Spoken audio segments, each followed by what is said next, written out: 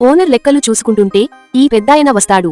Madam, కొంచెం ఆకలిగా ఉంది, ఫుడ్ దొరుకుతుందా అంటాడు. లోపలికి కూర్చోండి, ఆర్డర్ చెప్తాను అంటుంది. మేడం, మరి నా దగ్గర డబ్బులు లేవు అంటాడు. అంకుల్, మీ దగ్గర డబ్బులు లేకపోతే మేం ఫుడ్ ఎలా పెట్టాలి? మీరు ఇలా అడిగితే నేనేం చెయ్యగలను అంకుల్? నేను కష్టపడి రెస్టారెంట్ పెట్టుకున్నాను.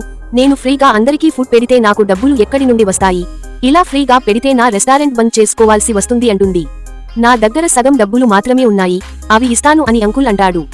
సరే, వెళ్లి కూర్చోండి అంటుంది. అంకుల్ ఫుడ్ తింటాడు. మీ ఫుడ్ చాలా బాగుంది, మీ హోటల్కి ఏ సమస్య రాకూడదని ఆ భగవంతుడిని ప్రార్థిస్తున్నాను అంటాడు.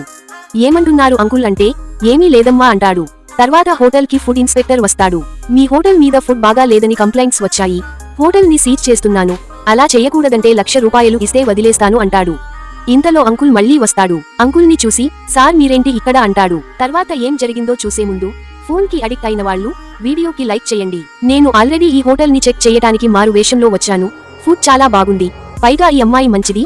నువ్వు ఈమెను బ్లాక్మెయిల్ చేసినందుకు నిన్ను సస్పెండ్ చేస్తున్నాను అంటాడు.